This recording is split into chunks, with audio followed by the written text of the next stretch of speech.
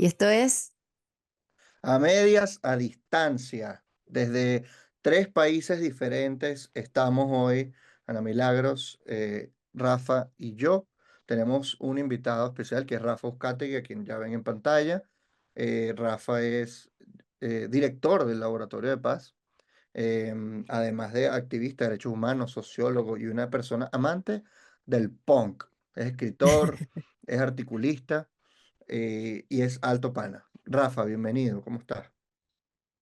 Gracias, Ricardo. Gracias, Ana. Bueno, siempre es un honor estar aquí con ustedes. Por el programa que yo siempre veo, ahora estoy yo hablando. qué Navidad. bello. Qué bueno. Les recomiendo a todos, vayan a las redes del Laboratorio de Paz, vayan y se suscriben, vayan y vean el podcast que tienen porque son escenarios, unos muy buenos análisis de lo que pasa en el país, así que si quieren, vayan. Laboratorio de Paz, va para allá. Pero ahí de qué vamos a hablar. Los que están en Patreon saben de qué vamos a hablar porque ya sacamos un video con respecto a estas personas, pero creo que acá queremos tener una conversación como mucho más basada con respecto a lo que está pasando con la sociedad civil venezolana, ¿no? Entonces, la explicación es porque, bueno, no sé si lo han visto, muchas personas dicen que es como un grupo muy pequeño, pero hay ciertas como confrontaciones entre distintas personas de la sociedad civil y bueno, queremos aquí a Rafa para que nos dé su perspectiva como defensor de hace muchísimos años, como persona que está ahí desde hace mucho tiempo y que ha tenido unas posiciones, bueno, yo las comparto totalmente con respecto a este movimiento nuevo de, no sé si decirles defensores o personas de la sociedad civil, ¿no? Y creo que mi primera pregunta es, ¿tú piensas que la sociedad civil venezolana está dividida? Gracias, Ana. Mira, lo primero que diría para responder tu pregunta es que lo que pasó en las elecciones el 28 de julio es un hito político muy grave, ¿no? Es el peor hito político en la historia contemporánea de Venezuela, ¿no? Es decir, aquí hay un fraude consumado contra la voluntad popular en unas elecciones presidenciales, además con un margen de casi 4 millones de votos, ¿no? Y ese fraude pretende materializarse el próximo 10 de enero. Entonces, esto es muy grave y por supuesto está dividiendo la reciente de nuestro país en dos, en antes y después del 28 de julio. Entonces mucha gente está posicionándose frente a lo que pasó y lo que pretende suceder, que es la instauración de un gobierno de facto en nuestro país. Entonces, yo creo que a partir de ese hecho, vamos a tener como dos grandes tendencias, para llamarlas de alguna manera, ¿no? Una tendencia que quiere partir de los hechos consumados, ¿no?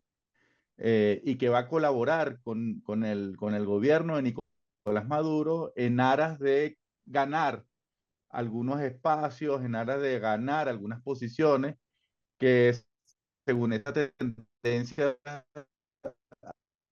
ayudarían en un media. Y del otro lado, creo que vamos a estar, y allí me incluyo, vamos a estar personas que vamos a estar en modo de resistencia a un gobierno sin legitimidad de origen, ¿no? Y yo finalizaría, digamos, esto recordando que esto no es una discusión nueva en la historia venezolana, ¿no? En la anterior dictadura, en la de Marcos Pérez Jiménez, cuando hubo el golpe contra Rómulo Gallegos en 1948, los partidos políticos en ese momento también discutieron qué hacer y se plantearon estas dos grandes tendencias. Por un lado, la Unión Republicana Democrática, URD y COPEI, aceptaron seguir dialogando, generando conversaciones con el nuevo gobierno. Y del otro lado estaba Acción Democrática y el Partido Comunista Venezolano, que estaban ilegalizados y que asumieron una estrategia insurreccional, ¿no? De confrontación abierta con las autoridades.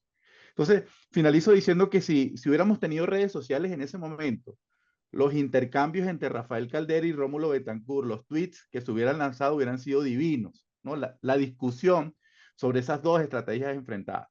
Y finalizo diciendo que como demócratas tenemos que estar en contra del chantaje de que no podemos debatir posiciones. O sea, la democracia por la que estamos luchando es una democracia de diferentes, de personas que tienen diferentes miradas, ¿verdad? Y que esas diferentes miradas sobre el país, sobre la sociedad, sobre cómo deberían ser las cosas, tienen que ser discutidas y conversadas. Es decir, yo no acepto el chantaje, que discutir una posición es atacar a una persona o, como se ha puesto de moda, un estado general de sospecha. A las personas se respetan, eso sí, pero sus ideas tienen que ser discutidas de manera apasionada. Yo he escuchado mucho eso del estado general de sospecha, pero no lo entiendo. ¿Quién lo mencionó y qué significa el estado general de sospecha? Sí, bueno, según la reciente entrevista con Feliciano Reina, que es un defensor, un activista de larga data, que es una persona honorable, porque esto no es un problema de honorabilidad, esto es un problema de visiones políticas que tienen o que no tienen razón, o con las que uno puede estar de acuerdo con las que está de acuerdo, ¿no? Y entonces, él dice que todas las personas que se han estado acercando al gobierno de Miraflores son víctimas de un estado general de sospecha, porque por supuesto la gente les va a rendir cuentas. O sea, si son figuras públicas en un hecho político en Venezuela, o sea, aquí no hay próceres intocables, independientemente de que se quiera vender como los mayores defensores de la moralidad y personas, bueno, muy estudiadas, con un currículo muy largo, ok, está bien. Pero, digamos, aquí las posturas públicas, en función de los destinos del país, tienen que ser conversados y discutidos. Si tú te vas a reunir con Nicolás Maduro, por supuesto hay gente que te va a decir por qué, para qué, o sea, cuál es el objetivo que tú tienes con eso, ¿verdad? Y cuál es la agenda política y la teoría de cambio que tú tienes. Rafa, tú, ahora que tenemos esta nueva ley para la fiscalización de las organizaciones no gubernamentales y en general de organizaciones de la sociedad civil, que son principalmente organizaciones que defienden y promueven derechos humanos en Venezuela. ¿Tú qué opinión tienes de esta ley? Y creo que tiene que ver con lo que estamos conversando, porque varias de estas personas han estado involucradas en la redacción de esta ley, que viene además como iniciativa de la Asamblea Nacional Venezolana, que está controlada por el chavismo, ¿no? Valga decir. Entonces, ¿esto es una ley que vino negociada por esta parte, crees tú? ¿Esta es una ley que viene sencillamente de parte de la Asamblea Nacional oficialista? ¿Y qué opinión te merece el contenido de esta ley? ¿Crees que es una ley que promueve los derechos humanos o que más bien limita la acción de las organizaciones? Y mira, es muy grave es tan grave la decisión que la cúpula oficial tomó a partir del 28 de julio, que por supuesto ellos están intentando promover una arquitectura jurídica que le dé sustento a ese gobierno de facto, ¿no? Es decir, se están preparando todos estos días hasta el 10 de enero, ¿verdad? Para intentar tener todos los mecanismos para reprimir y silenciar a la disidencia, mecanismos represivos abiertos y mecanismos legales. Y recientemente han sido difundidas tres leyes que tienen que ver con esa situación, ¿no? Una es la que estás comentando, es la ley de fiscalización contra las ONG, que esa tiene una historia que la quiero decir, ¿no? En segundo lugar está la ley de reforma de la ley de justicia comunal. Fíjate que había sido una aspiración de la sociedad venezolana tener jueces de paz, figuras que las comunidades pudieran mediar en los conflictos comunitarios. Pero el gobierno ahorita ha reformado esa ley para promover esta justicia de paz comunal, estos jueces de paz comunal, y para mí lo que se intenta es inhibir la protesta de los sectores populares, ¿no? Es decir, esas personas que delataron a sus vecinos van a ser premiadas el próximo 15 de diciembre, convirtiéndolas en jueces de paz, ¿no? Y por supuesto, para mí eso es un dispositivo de control a nivel comunitario.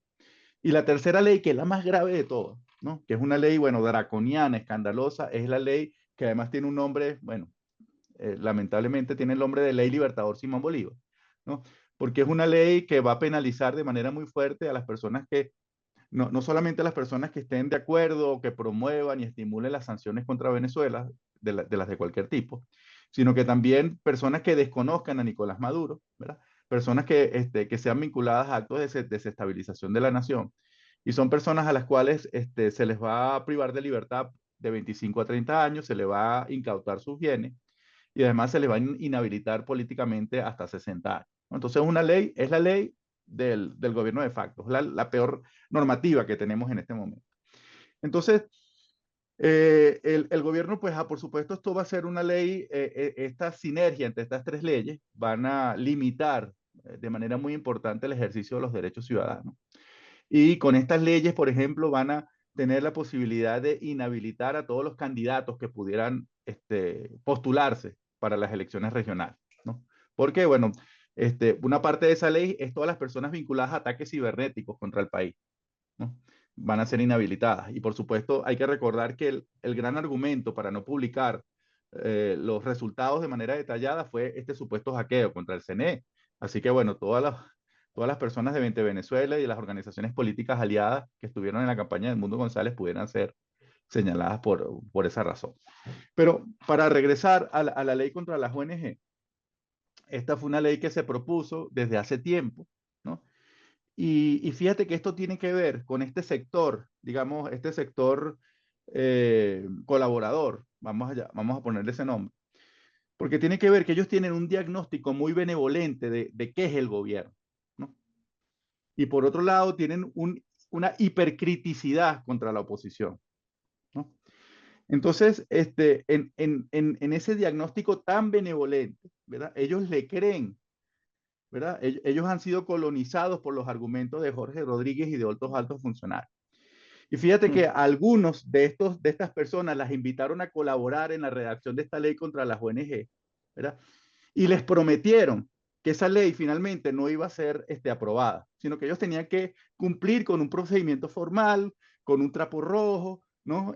Para mandar una señal a los sectores opositores, pero le dijeron, no, pero no se preocupen que esa ley no va a ser aprobada, ¿no? Entonces ellos aceptan participar en la redacción de esta ley llevando propuestas, ¿no? Haciéndole propuestas a la ley, ¿no?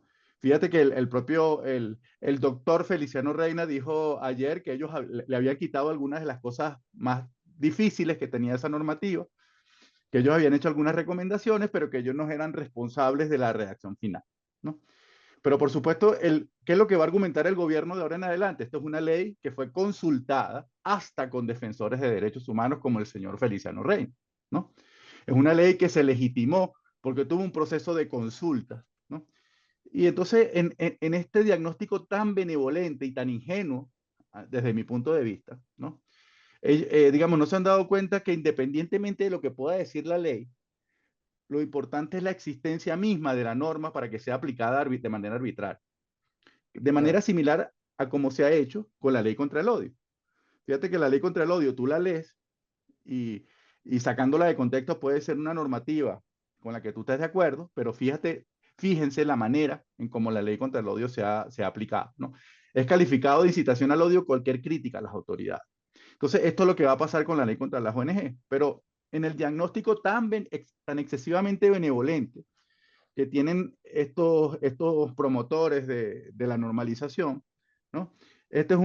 Nicolás Maduro es un demócrata acorralado y el gobierno es lo que es, según ellos, debido a los ataques radicales de la oposición, ¿no? Este es un gobierno que es de demócratas, que ha estado acorralado porque la oposición se ha vuelto loca durante todos estos años y eso ha obligado a actuar de la manera como lo han hecho. Eso forma parte de la lógica que está detrás no solamente de los principales voceros del foro cívico, sino también de otras personas, empresarios y otros sectores que también les parece que es posible seguir dialogando con el gobierno y que llegar a acuerdos y que pueden cohabitar, pueden convivir, ¿no?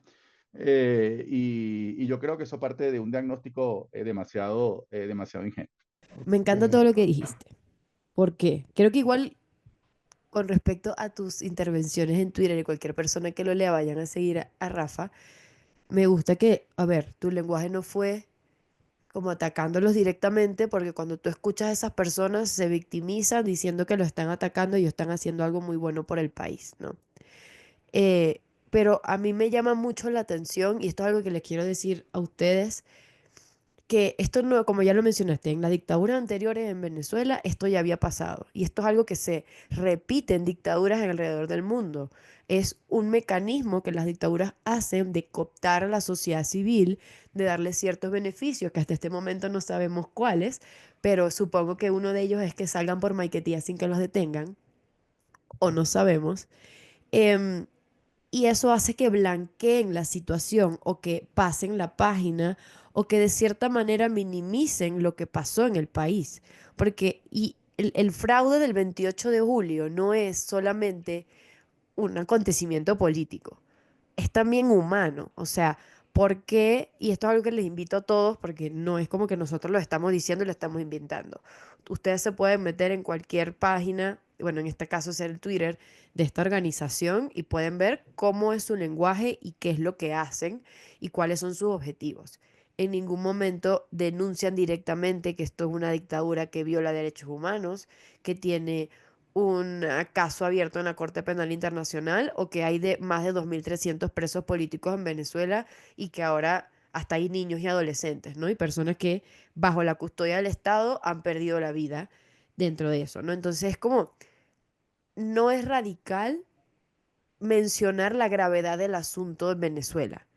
Y por eso a ver, esta narrativa que nosotros tenemos si nosotros los estamos señalando por algo, como tú dices, en un ambiente de democracia, bueno, a ver, no estamos en democracia, pero supongo que dentro de la sociedad civil deberíamos comportarnos así, en las interacciones y la conversación debe darse, ¿no?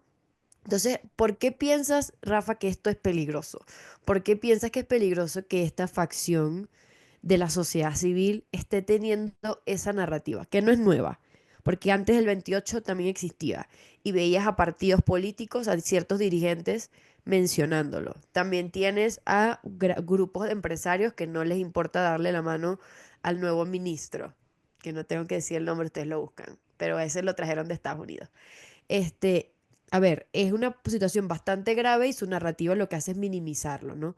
¿Por qué piensas que esto es tan grave con respecto a la situación del país y lo que viene el 10 de enero? Porque según lo que tú estás diciendo y lo que obviamente muchos pensamos es después del 10 de enero vendrá un pico represivo muchísimo más alto y es un gobierno de facto que se va a tratar de cohesionar e institucionalizar como lo que son, que lo dejaron ver después del 28.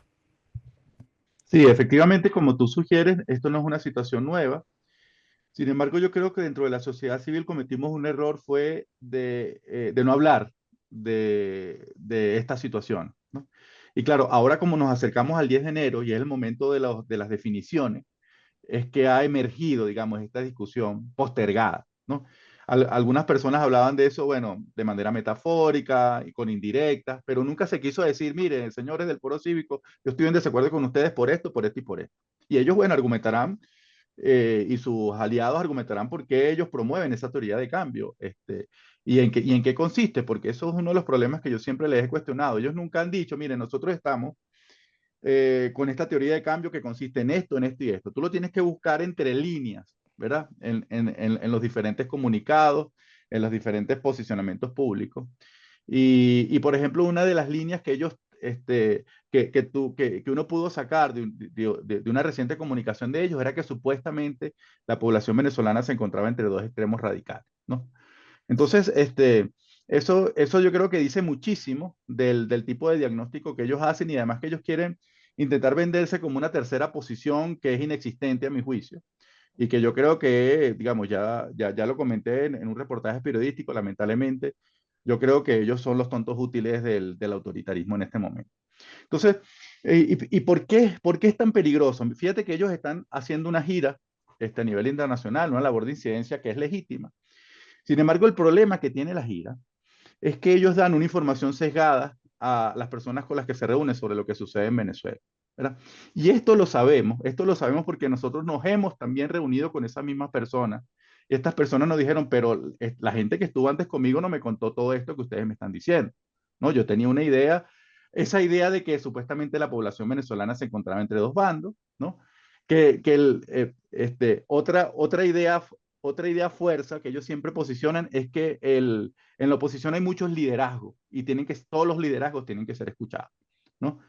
Entonces, eso es de manera indirecta intentar erosionar el actual liderazgo que tiene María Corina Machado y que tiene el Mundo González, ¿no? Además que ha sido un liderazgo eficaz y que ha sido legitimado por los votos en dos oportunidades. O sea que ellos se están colocando de espaldas a las mayorías populares. Es falso, como dijo el señor Feliciano Reina, que supuestamente la mayoría de la población venezolana quiere salir de esto sin trauma, se encuentra atrapada entre estos dos sectores que están luchando de manera permanente. Fíjate que tú como politóloga y Ricardo como, como observador de la realidad, se pueden dar cuenta que la gente votó por un liderazgo que sea incisivo en su diagnóstico sobre lo que se está enfrentando. Fíjate que en las elecciones primarias fue una anomalía estadística que entre 11 candidatos María Corina Machado obtuviera 93%. ¿Pero qué te dice ese 93%? La gente quiere contundencia, quiere firmeza para enfrentar, no solamente quiere unidad, sino que también quiere contundencia. Y eso fue el mensaje de las primarias y que se ratificó en las elecciones del 28 de julio, en el cual el Mundo González obtuvo a su favor el mayor margen de diferencia en toda la historia electoral venezolana. O sea, esta paliza que le dieron a Nicolás Maduro no se la habían dado a ningún otro candidato presidencial desde 1958 hasta ahora. Y eso, por supuesto, es una interpretación de lo que la gente te está diciendo. Entonces yo finalizaría diciendo que también eso es una muestra de la desconexión de un sector de la clase media, de las élites de la clase media venezolana con la mayoría popular, ¿no? Este, entonces, claro, entonces me parece peligroso porque ellos están diciéndole a la comunidad internacional una realidad del país que no es cierta, que no es verdadera, ¿verdad? Ellos están intentando matizar la confrontación y las críticas a nivel internacional. Están erosionando también el tejido asociativo de la sociedad civil, ¿no? Porque ellos están en un proceso de consulta con una gran cantidad de personas, pero finalmente las ideas que ellos plantean en esas reuniones cerradas son las ideas de los 4 o 5 voceros, ¿no? Y se intentan legitimar a partir de la discusión sobre el derecho a la salud que tuvieron con 50 líderes sociales y el derecho a la vivienda que tuvieron con otros 20. Pero al final las ideas clave, las ideas importantes, las ideas que ellos ratifican son estas ideas que uno tiene que sacar entre líneas de sus comunicados.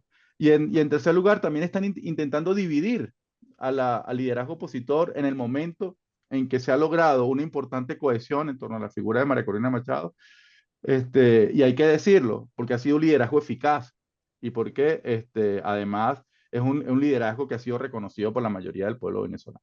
Tú hablas de que está equivocado el diagnóstico, de que hay un conflicto polarizado entre dos fuerzas políticas. ¿Cómo verías tú este diagnóstico más la manera como lo ves tú, Rafael, o el Laboratorio de Paz? No sé si hablas en nombre del laboratorio, pero entender realmente qué es lo que pasa en Venezuela, porque el Foro Cívico entre el 21 y el 25 de octubre emitió un comunicado donde dice que hay un conflicto político en Venezuela que es intratable, entre comillas, y que ellos anunciaban una gira por Europa entre el 21 y el 25, donde iban a conocer las inquietudes de la Unión Europea y sus países miembros, así como multilaterales como la Oficina del Alto Comisionado para los Derechos Humanos. O sea que si ellos reconocen que esta investigación del Alto Comisionado tiene que ver con violaciones, con crímenes de lesa humanidad, ¿no? A pesar de que no lo dicen expresamente. Segundo, ofrecen un análisis, o ellos ofrecen el análisis actualizado sobre la situación política, que es lo que ya comentaste hace rato, que te dijeron que no era el análisis que tú les habías compartido a estas organizaciones o a estos países.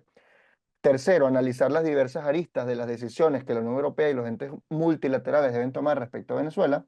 Y cuarto, compartir recomendaciones y propuestas de la sociedad civil venezolana recogidas en un proceso de diálogo con cerca de 600 líderes sociales en los 23 estados y la región capital, cuyos resultados se recogen en la Agenda Social y de Derechos, que se enmarca en 4 premisas básicas. Agencia, que los ciudadanos son agentes activos de las decisiones públicas. 2, incidencia sociopolítica, el diálogo entre políticos y sociedad civil clave para construir un horizonte común. 3, transformación del conflicto, de nuevo la palabra conflicto, convertir el conflicto existencial en uno democrático, bajo reglas institucionales que garanticen los derechos de los ciudadanos. Y cuarto, acuerdos como vía para la transformación. Aquí yo me pregunto, ¿no basta la Constitución como un acuerdo? La Constitución no dice que tú debes respetar el resultado de unas elecciones, el artículo 5, respetar la soberanía popular. ¿Por qué este tipo de discursos o de comunicaciones busca como que maquillar la realidad cuando está ahí al frente? Primero, hubo un resultado, se fue a las vías institucionales, pero no se dice, mira, aquí hay unas actas, muestra las actas. No, buscan crear como un acuerdo para hablar sobre respétame mis derechos. No es más fácil decir respétame mis derechos y ya. O sea, ¿cómo es tu lectura sobre este diagnóstico? ¿No? ¿Tú crees que hay un conflicto en Venezuela o es diferente? Mira, yo lo que creo es que en Venezuela se ha instaurado un gobierno abiertamente autoritario y dictatorial, ¿no? Y lamentablemente tuvimos la expectativa al ir a un proceso electoral que el margen iba a ser suficiente, Es decir, una demostración contundente del rechazo de la mayoría de la población para que un sector del chavismo se problematizara y permitiera una transición a la democracia, ¿no? Porque digamos, que tú perdieras, el chavismo perdió el 28 de julio casi 2 millones de su base electoral cautiva, ¿no? Es decir, la gente que hasta ese día había votado por el chavismo, votó por un cambio, ¿no? Y eso, mira, hasta personajes tan siniestros como Augusto Pinochet en la historia de América Latina tuvieron que reconocer un resultado adverso, un resultado político en el plebiscito de 1988, donde se votó si el señor Pinochet podía continuar o no podía continuar y él pierde, él finalmente tiene que reconocer ese resultado. Entonces nosotros pensábamos que bueno, que sí, que el chavismo era autoritario, pero que había, por supuesto, un sector dentro del chavismo que ante la realidad, ¿verdad? Ante ese dato incontrovertible de la realidad, pues iban a permitir una transición. Entonces, bueno, eso no sucedió, como sabemos. Pero entonces, ¿qué es lo que esto te refleja? Que el chavismo como movimiento político no piensa como pensamos nosotros, ¿no? Que ellos no responden a una lógica de incentivos y de beneficios para permitir una transición a la democracia, que es la teoría de cambio que había promovido el dialoguismo. Yo califico como dialoguista a estas personas que piensan que el gran problema es llegar a acuerdos con el gobierno y que esos acuerdos sean respetados. Bueno, se llegó a un acuerdo, los acuerdos de Barbados, los acuerdos de Doha. El gobierno incumplió sistemáticamente esos acuerdos a pesar de que recibió todos los incentivos que pidió, se liberó a Alex Saab, comenzó el proceso de flexibilización de las sanciones. Y bueno, y finalmente, ¿qué fue lo que revelaron el 28 de julio? Que su racionalidad es una racionalidad revolucionaria, ¿no? Que para ellos el gobierno o hacer la revolución es un absoluto y que como dijo Lenin, Vladimir Lenin, salvo el poder, todo es ilusión, ¿no? Entonces ellos, digamos, el principal incentivo ya lo tienen, que es estar en el poder y que ellos van a hacer todo lo posible para mantenerse allí, independientemente de que no tengan legitimidad popular. Recordar que el chavismo se fundó sobre el mito de que representaban al pueblo venezolano, los deseos de cambio, las aspiraciones. Bueno, ya no es así. La gente quiere un cambio. Los sectores populares incluso derribaron 9 estatuas de Hugo Chávez el 29 y 30 de julio y a pesar de eso ellos insisten en mantenerse en el poder, ¿no? Entonces, fíjate que lo interesante por lo menos de ese comunicado, es que sigue teniendo el mismo diagnóstico que había antes del 28 de julio, como que si el 28 de julio no hubiera ocurrido, ¿no?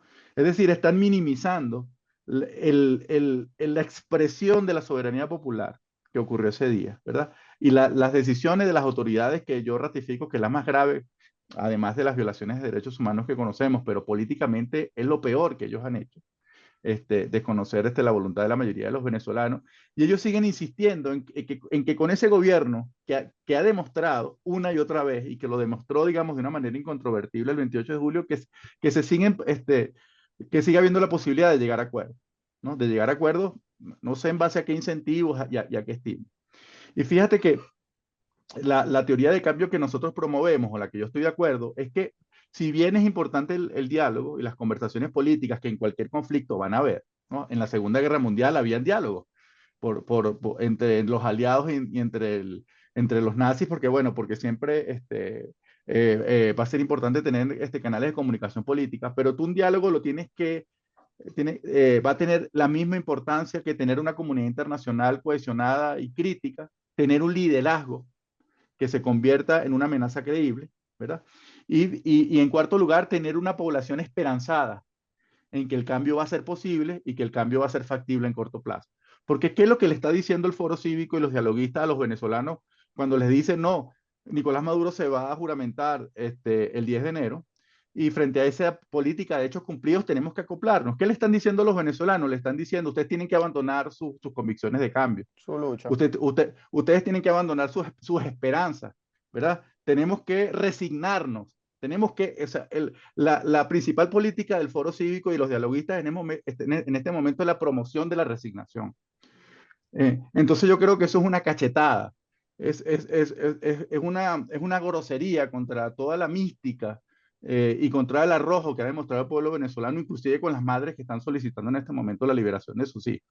Entonces yo creo que eso es una muestra de una desconexión importante, de una falta de un diagnóstico real sobre a qué nos estamos enfrentando y cómo podemos superar esta situación.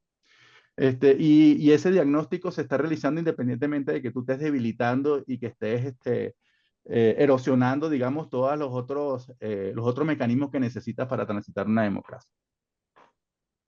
Yo quería como seguir un poco con lo que dijiste, porque yo quiero ser con ustedes sincero. Como sabes, Rafa, aquí la mayoría de las personas que nos escuchan son jóvenes o personas que tienen mucho rato fuera del país y quizás esto se les ve un poco ajeno porque no entienden, ¿no? Pero ¿por qué quisimos hacer este episodio? Porque, como ya lo dijiste, es bastante dañino que tú tengas a un grupo de personas que viaja sin repercusión por Maiquetía, porque lo quiero volver a decir, porque como saben, la mayoría de los activistas políticos y defensores de derechos humanos ahora prácticamente no pueden pasar por Maiquetía y si lo hacen es bajo su propio riesgo, porque hay muchos controles y la represión ya la sabemos, ¿no? Ellos pueden salir y entrar. Pero hay como varias bullet points que quiero mencionar porque quisiera que ustedes también entendieran de dónde viene esta conversación, ¿no? Son un grupo de personas que imaginan que van, no sé, a una embajada en un país europeo diciéndole esto se puede solucionar si le bajamos dos a la presión porque la presión significa que somos radicales y eso hace que ellos no tengan incentivos para ceder. Entonces, si tú pones los facts, tú pones lo que ha pasado en papel, no hay ningún tipo de resultado que ellos puedan dar.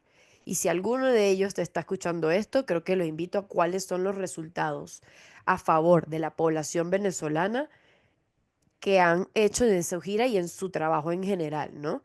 Y al mismo tiempo, ¿qué, o sea, cuál es el aporte positivo que tiene eso para una transición a la democracia? Porque eso es algo que tú ves en su narrativa. No hablan de transición, no hablan de cambio de gobierno, no hablan de los problemas del país sin mencionar quién es el culpable de los problemas del país. Y eso, cuando tú lo hablas a un grupo diplomático que, bueno, usualmente son europeos o personas que viven en democracia, es muy atractivo porque es lo más fácil, pero eso no significa que va a haber una solución. No es lo mismo que tú le digas, mira, o sea, necesitamos, no sé, protección, esto va a pasar, va a haber una represión después del 10 de enero, va a ser mucho más difícil, necesitamos ayuda y presión, a que les digas, esta es la vía perfecta, hay que quitar sanciones, porque eso es lo que le dan incentivos, ¿no? Entonces, yo voy a destacar aquí como las narrativas principales, que la primera es, hay un conflicto entre dos partes. Entre las partes, ¿quiénes? ¿Quiénes están polarizadas? Tenemos a un gobierno autoritario que está reprimiendo, que cada día que pasa hay menos voces disidentes, que están em, tratando de callarlas con violencia, porque se mantienen con violencia después de una elección que votaron millones de venezolanos en autoritarismo y aún así pudimos mostrar quién fue el que ganó y ellos no han reconocido. Entonces, como tú dijiste, estás desconociendo a la población venezolana y yo, más allá de decir que es ingenuo el, el diagnóstico, creo que hasta es cínico, me parece cínico y me parece que irrespeta la voluntad de las personas y se ponen en un lugar, y eso lo pueden ver en la entrevista del señor Feliciano, como más o menos como que las personas no saben lo que tienen que hacer, que ellos son los que saben y la voluntad popular no existe en este momento y hay que seguir las reglas de la dictadura a pesar de todo, ¿no? Lo otro también, bueno, quitar las sanciones. Creo que nadie pide directamente, por favor, sancionen, ¿no? Por favor, sancionen, pero al mismo tiempo es un mecanismo de presión que se ha demostrado más o menos efectivo porque gracias a ello se creó el acuerdo de Barbados, ¿no? Con la promesa de vamos a flexibilizar sanciones. Se flexibilizaron sanciones, la elección fue todo menos libre. Primero que todo, no hay pruebas de lo que hacen y su discurso de verdad tenga impacto positivo en la población. Otra cosa que no hemos mencionado, que esto es algo que en el podcast cualquiera que nos escucha sabe que lo hemos dicho mucho, es esas facciones que dicen vamos a regionales, vamos a elecciones regionales a pesar de que la gente no quiera. ¿Por qué a pesar de que la gente no quiera? Porque no se supone que tú representas a esas personas y a sus demandas. Entonces dijeron, vamos a regionales, a unas elecciones que, como tú dijiste, en la ley pueden escoger su tablero a placer. O sea, ellos literalmente van a hacer una fiesta electoral donde los que quieran participar tienen que jugar a sus reglas y no van a dejar a nadie que como que amenace su estabilidad en el poder, ¿no? Entonces, eso es una manipulación, porque en lo fáctico puedes decir, bueno, todos pueden ir a votar y se va a ver presión y podemos ganar en todos lados. No, ellos aprenden, los autoritarismos aprenden y no van a dejar que el 28 de julio se repita. Y también la minimización del liderazgo de María Corina Machado. Es una persona por la cual votaron las personas. Edmundo González, el presidente electo, porque fue porque lo votaron las personas. Hay una elección que pasó. Y si yo te digo esto, cualquier persona que ustedes estén escuchando, esto es una narrativa totalmente que favorece al gobierno. O sea, incluso es la misma narrativa que ellos tienen y necesitan a estas personas. Entonces quiero como que vean lo que está pasando, que no es algo que solamente pasa en Venezuela, son estrategias que hacen los autoritarismos para blanquear sus acciones. Pero entonces tenemos algo que pasó ayer, que yo quisiera mencionarlo, que fue que cayó Bashar al-Assad en Siria. Y yo creo que eso es algo importante, no tanto por, bueno, decir si va a haber democracia después allá, pero los autoritarismos funcionan como una red entre ellos. Y que uno caiga envía mensajes al otro, ¿no? Y también habla de esperanza. Les voy a dejar abajo el link de un artículo que escribió Anne Applebaum sobre eso. Y les voy a leer una parte que me pareció increíble, porque cuando tú sigues estas narrativas que tiene el Foro Cívico, incluso muchos políticos que si ven el podcast saben quiénes son, yo los he mencionado, mi gobernador del Zulia, mi persona de Primero Justicia, este, los repiten muchas veces. Cuando tú te pliegas al poder, tú quitas la esperanza de cambio y la convicción de cambio. Lo que a mí me hace sentir bien es que hay muchas personas, muchos defensores, muchos activistas que siguen trabajando por la democracia venezolana, ¿no? Les voy a leer este pedacito porque me pareció increíble, que dice, este tipo de crueldad fría, deliberada y bien planificada tiene una lógica. La brutalidad tiene como objetivo inspirar desesperanza. Las mentiras ridículas y las campañas de propaganda cínica tienen como objetivo crear apatía y nihilismo. Estos regímenes quieren privar a la gente de toda capacidad de planificar un futuro diferente, convencer a la gente de que sus dictaduras son eternas. Rafa, ¿tú piensas que la narrativa del Foro Cívico busca desesperanza? Sí, yo estoy absolutamente convencido en este momento o sea, que ha ocurrido lo más grave que puede ocurrir, ¿no? Y ellos, digamos, están diciendo, bueno, vamos a basarnos en la política de hechos cumplidos, ¿no? Porque fíjate, además, yo agregaría a todo lo que dijiste, el Foro Cívico y las personas que piensan como ellos ya tomaron una decisión de lo que iba a ocurrir en Venezuela antes del 28 de julio. Ellos dijeron, como se está promocionando una candidatura radical, entre comillas, el gobierno no va a entregar, ¿no? Y fíjate que eso lo han dicho en diferentes momentos. Bueno, si al gobierno lo quieren desalojar del poder, el gobierno se va a defender. Incluso han comenzado a argumentar el derecho a la defensa de las autoridades venezolanas frente al deseo de la mayoría de la población y que además se hizo por un canal institucional que es el voto de que por supuesto hubiera un cambio en las condiciones de existencia.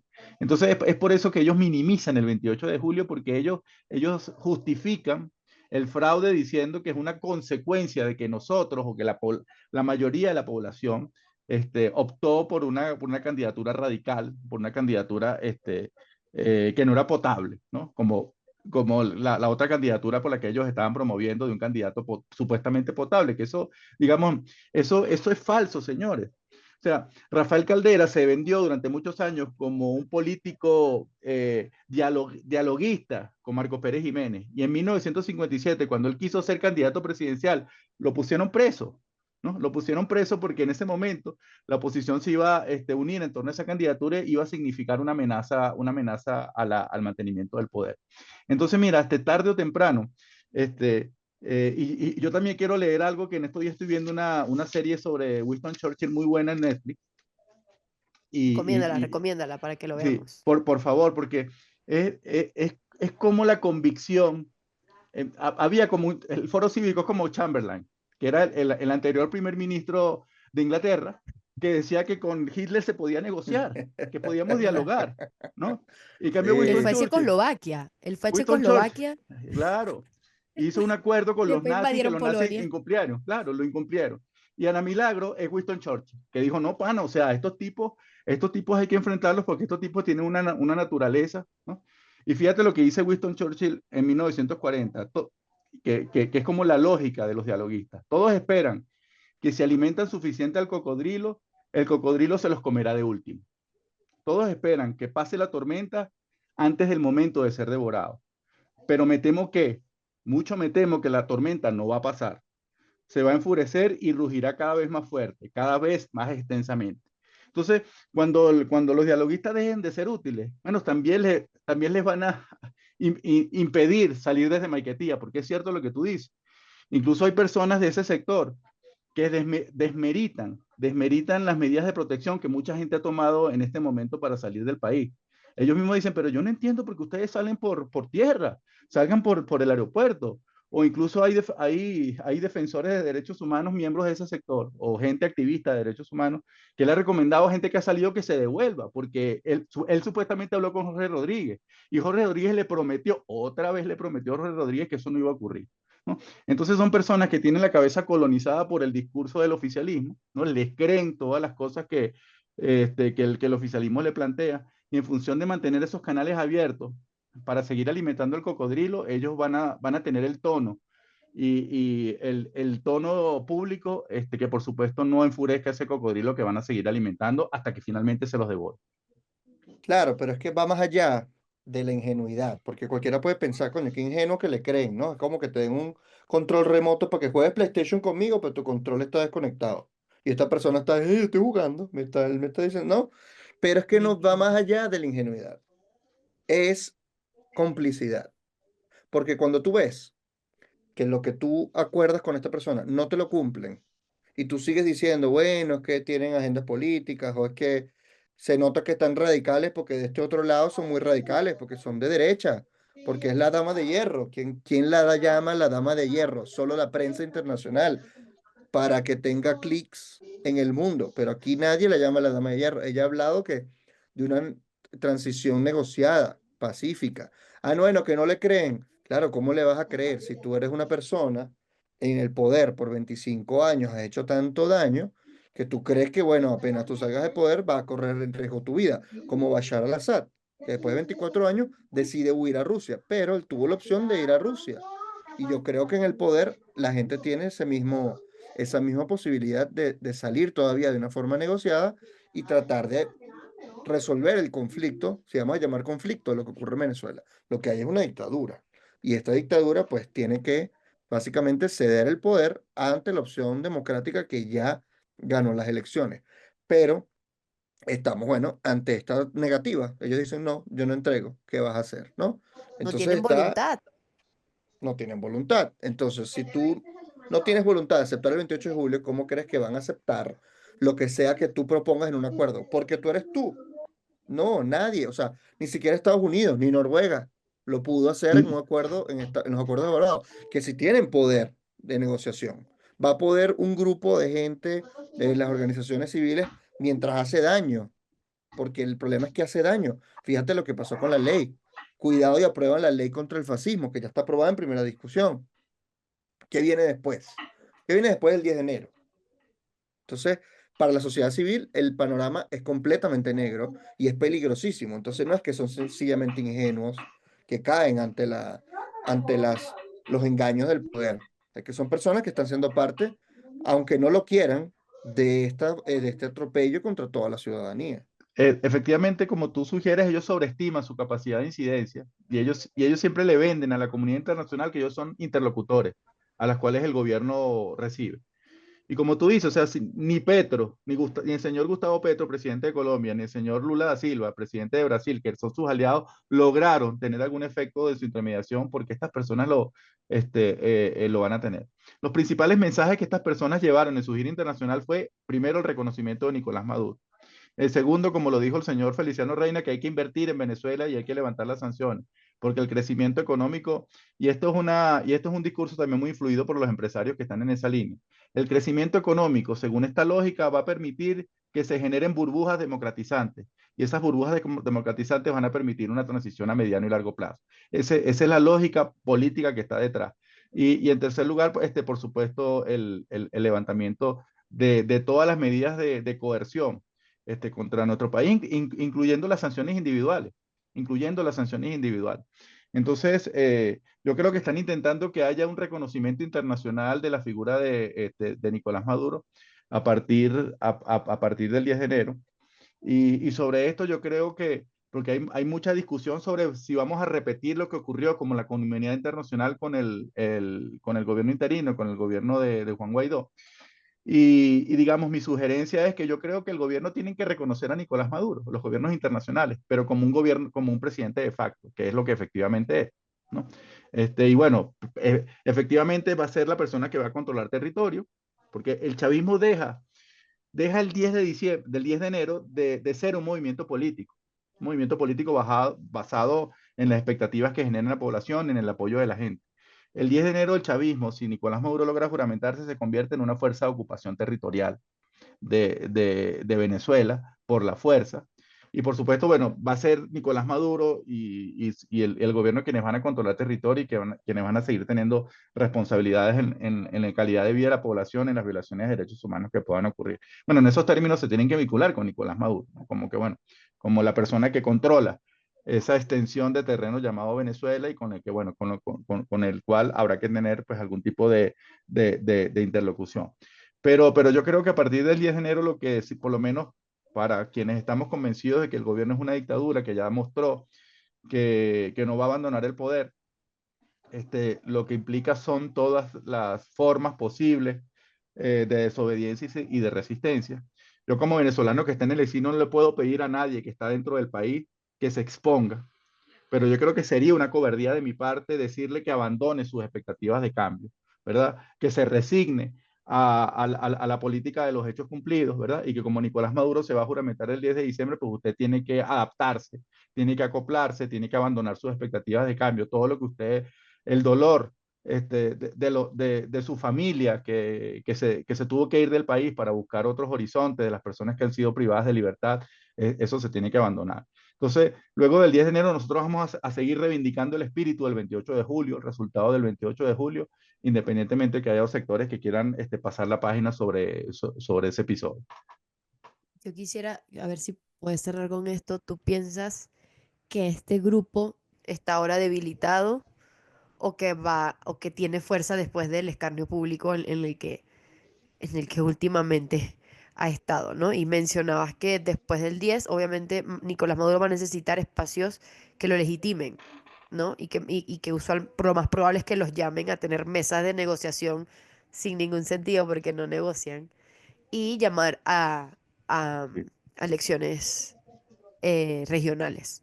Mira, yo creo que Nicolás Maduro se encuentra en el momento de mayor debilidad del proyecto chavista en toda su historia, ¿no? No es un asunto menor que sus propios pares, sus propios aliados ideológicos, se hayan distanciado de él y que alguien como Gabriel Boric, que es un presidente de izquierda, haya alertado al mundo sobre el fraude que había ocurrido en Venezuela. Yo creo que eso ha generado un cisma dentro de las izquierdas y ya nada va a ser igual para el chavismo de lo que antes era una solidaridad ideológica mecánica y automática, ¿no?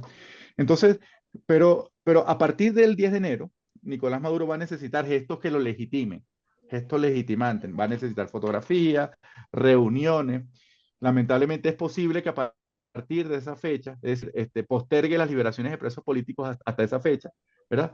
Para que él sea reconocido como la autoridad que hizo posible esas liberaciones y seguramente va a convocar a mesas de diálogo y de conversación solamente para tomarse la foto y para que él sea reconocido, digamos, como la autoridad que está ejerciendo funciones a partir de ese momento. El chavismo deja de ser el 10 de enero, si Maduro logra juramentarse, deja de ser un movimiento político basado en el apoyo de la gente, en el apoyo a tus propuestas, y se transforma en una fuerza de ocupación territorial de Venezuela, ¿no? Por la fuerza, por la coerción, por los hechos, incapaz además de manera sustentable de generar beneficios para la población, porque el chavismo hoy se ha convertido en una coalición de gobierno y la autoridad de Nicolás Maduro está muy lesionada a lo interno del movimiento chavista, porque todos saben que es un bate quebrado, que perdió las elecciones, que dilapidó el capital político que había reunido en algún momento Hugo Chávez.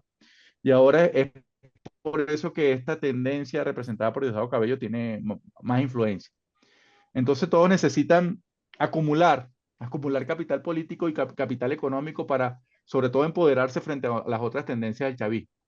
Es por eso que la corrupción es caníbal en este momento. Estamos en el momento de extorsión generalizada, de anomia, como diríamos los sociólogos, de la vida del país. Entonces, bueno, la situación a partir del 10 de enero va a ser muy dura y Nicolás Maduro necesita ser reconocido y seguramente va sobre intentar sobreestimular la importancia de grupos como los dialoguistas o grupos como el Foro Psico a partir de espacios de conversación. Yo igual Gracias, pienso Rafa. que la esperanza de cambio no creo que se vaya a morir.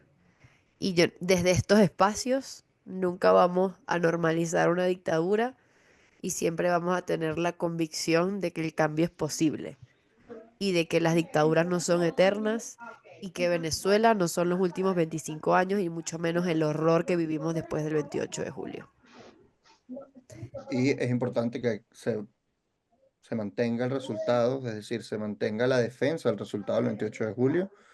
Y creo yo que la importancia de lo que fue esa fecha, a pesar de que sabíamos que probablemente el fraude iba a ocurrir, el hecho de que hayamos expresado los venezolanos de una forma tan contundente como lo hicimos, nuestro deseo de cambio, es lo que nos tiene hoy en esta situación de mayor fortaleza, creo yo, a la sociedad venezolana en su historia, en estos años, estos 25 años de historia, y creo que es lo que tiene el gobierno en su peor momento de debilidad, como justamente acaba de decir Rafael. Entonces, reivindicar el resultado del 28 de julio, el resultado, y esperar. Lo que mejor podemos hacer es esperar qué va a pasar, porque yo creo que el liderazgo debe tener algo pensado para ese momento, ¿no? Para el 10 de enero o lo que venga. Y no callarnos. Pero bueno, en conclusión, Quedamos a medias. Muchísimas gracias por escuchar este gracias episodio. Rafa. Suscríbanse a Patreon. Gracias a nuestro invitado, Rafael Uzcategui, por venir hoy. Y nos vemos en el próximo episodio.